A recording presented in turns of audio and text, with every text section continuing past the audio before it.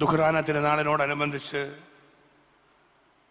ഇതുപോലെ അനുഗ്രഹീതമായ ഒരു വേദിയിൽ വിശുദ്ധ കുർബാനയ്ക്ക് ശേഷം ഇപ്രാവശ്യം മന്ത്രിസഭയിലേക്ക് കടന്നു വരുവാനും മന്ത്രിതുല്യ പദവിയോടെ പ്രവർത്തിക്കുവാനും ഒക്കെ അവസരം കിട്ടിയ ഞങ്ങൾക്കെല്ലാവർക്കും സഭയുടെ മക്കൾ എന്ന നിലയിൽ ഇവിടെ വെച്ച് അനുമോദനം അഭിമന്യ സഭാ തലവൻ്റെ അനുഗ്രഹാശസ്സോടെ സഭയുടെ തലവനും പിതാവുമായ തട്ടിൽ പിതാവ് നേതൃത്വം നൽകി ഞങ്ങൾക്ക് അനുമോദനങ്ങൾ തരുന്നു, സ്വീകരണം തരുന്നു എന്നുള്ളത് പൊതുജീവിതത്തിലെ ഏറ്റവും വിലപ്പെട്ട കാര്യമായി ഞങ്ങൾ കരുതുകയാണ്. സഭയോടുള്ള നിസ്സീമമായ കടപ്പാട്, അതിലുപരിയായ ഞങ്ങളുടെ നന്ദി ഇവിടെ ഞങ്ങളെല്ലാവരും ഒന്നിച്ച് പ്രകടിപ്പിക്കട്ടെ. അഭിമന്യ തട്ടിൽ പിതാവ് ഇവിടെ ഓർമ്മപ്പെടുത്തുകയുണ്ടായി. ധീരനായ തോമാസ് ലീഹായുടെ നിലപാടുകളാണ്, ആ ധീരതയാണ് അവിടെ ദൈവത്തോട് ചേർന്ന് നിന്നുകൊണ്ട് എല്ലാ കാര്യങ്ങൾക്കും പുറപ്പെടുക, ഇറങ്ങിത്തിരിക്കുക എന്ന വലിയൊരു സന്ദേശം. ഭരണരംഗത്ത് വരുമ്പോഴും തോമാസ് ലീഹായുടെ ഈ ഉറച്ച നിലപാട് ഏറ്റവും കരുത്തു പകരുന്നതാണ് എന്ന് ഞങ്ങൾ ഉറച്ചു വിശ്വസിക്കുന്നു. അതുകൊണ്ട് തന്നെ പ്രതിസന്ധികളുടെ നടുവിലൂടെ കടന്നു പോകുന്ന ഈ കേരളത്തിൻ്റെ ഇന്നത്തെ സാഹചര്യം, നമ്മുടെ സംസ്ഥാനം നേരിടുന്ന ഗുരുതരമായ സാമ്പത്തിക പ്രതിസന്ധിയുടെ നടുവിൽ, എല്ലാം തകർത്തെറിയപ്പെട്ട കേരളത്തിൽ എല്ലാ മേഖലകളും പ്രതിസന്ധിയിലൂടെ കടന്നു പോകുമ്പോൾ അവിടെയെല്ലാം ഒരു പുതുയുഗ പിറവിക്ക് വേണ്ടി ഓരോ മേഖലയെയും നേരായ മാർഗത്തിലേക്ക് കൈപിടിച്ചുയർത്തുവാൻ വേണ്ടി ഒരു കൂട്ടായ പരിശ്രമം നടത്തുക മനുഷ്യസാധ്യമായ കാര്യം മാത്രമാണ് എന്ന് ഞങ്ങൾ കരുതുന്നില്ല. പ്രിയങ്കരനായ മുഖ്യമന്ത്രി ശ്രീ വി ഡി സതീശന്റെ നേതൃത്വത്തിൽ മനുഷ്യസാധ്യമായ പരിശ്രമം അതിനുവേണ്ടി ഞങ്ങളെല്ലാം ചേർന്നുകൊണ്ട് ഒരു കൂട്ടായ സഹകരണത്തോടെ നടത്തുമ്പോൾ ദൈവികമായ കൃപകളും അനുഗ്രഹങ്ങളും ഏറ്റവും പ്രധാനപ്പെട്ടതാണ്. അതിൽ നിങ്ങളുടെ എല്ലാവരുടെയും പ്രാർത്ഥനയാണ് ഏറ്റവും കരുത്ത് എന്ന് ഞാൻ കരുതുന്നു. അഭിമന്യ പിതാവിൻ്റെയും പ്രിയപ്പെട്ട നിങ്ങൾ ഓരോരുത്തരുടെയും പ്രാർത്ഥനാപൂർവമുള്ള സഹായ സഹകരണങ്ങൾ അഭ്യർത്ഥിക്കുകയാണ്. ഞാനിവിടെ ഏതാനും കാര്യങ്ങൾ പ്രിയങ്കരനായ സണ്ണി ജോസഫ് മന്ത്രി ഇവിടെ സൂചിപ്പിക്കുകയുണ്ടായി. നിയമസഭയിൽ പ്രതിപക്ഷത്തായിരിക്കുമ്പോൾ ഞങ്ങൾ ചൂണ്ടിക്കാണിച്ച കാര്യങ്ങളിൽ JB കൗശിക് കമ്മീഷൻ റിപ്പോർട്ട് വളരെ ഏറ്റവും കൂടുതൽ നമ്മൾ ആഗ്രഹിച്ചതും ആവശ്യപ്പെട്ടതുമായ കാര്യമാണ്.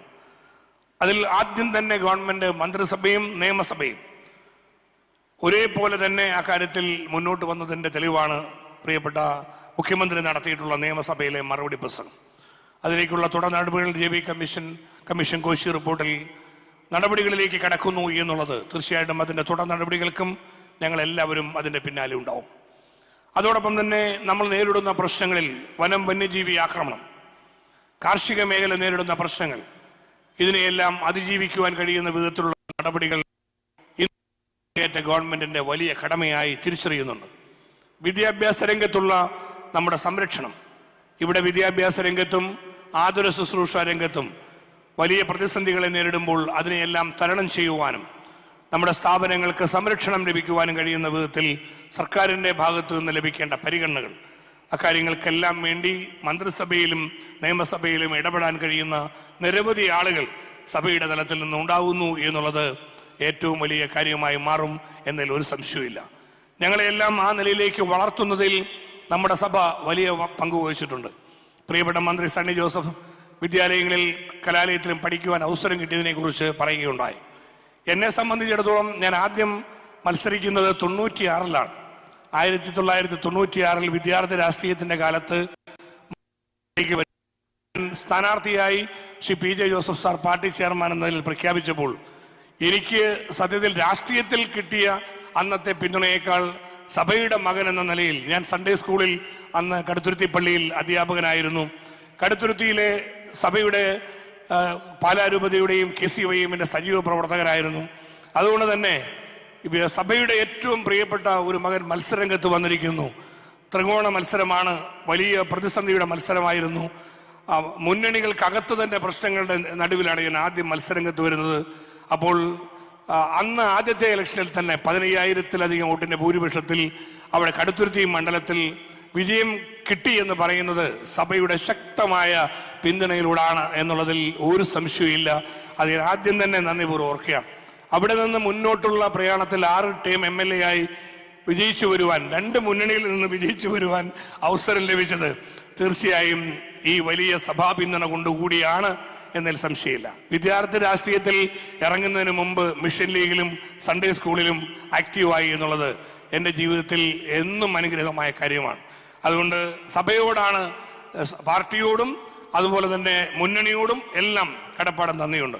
പക്ഷേ വളർച്ചയുടെ പാതയിൽ കൈപിടിച്ചുയർത്തുന്നതിൽ, സംരക്ഷിക്കുന്നതിൽ സഭ നൽകിയിട്ടുള്ള വലിയ പിന്തുണ ഏറ്റവും അനുഗ്രഹീതമായ കാര്യമായിരുന്നു.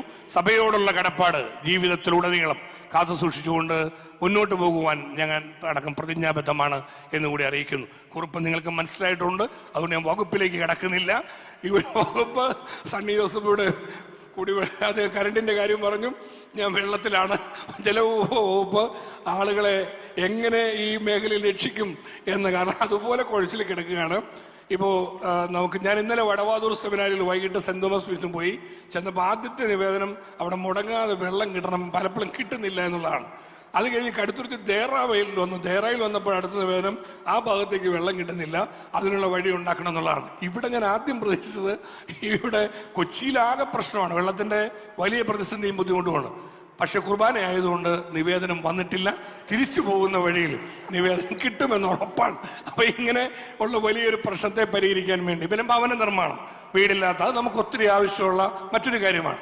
ഇതെല്ലാം മുഖ്യമന്ത്രിയോടൊപ്പം സഹമന്ത്രിമാരോടൊപ്പം പരമാവധി നേരായ മാർഗത്തിലേക്ക് കൊണ്ടുവരാനും ജലവകുപ്പിനെ ഒരു ജനക്ഷേമ വകുപ്പാക്കി, മനുഷ്യ നന്മ ചെയ്യുന്ന വകുപ്പുകളാക്കി ഇതെല്ലാം മാറ്റുവാനും ഞങ്ങൾ എല്ലാവരും ക്രൈസ്തവ ചൈതന്യത്തോടെ പ്രവർത്തിക്കും എന്നുകൂടി വാക്ക് തന്നുകൊണ്ട് ഈ സ്വീകരണത്തിന് നന്ദി പറഞ്ഞുകൊണ്ട് എൻ്റെ വാക്ക് ചുരുക്കുന്നു. എല്ലാവർക്കും നമസ്കാരം.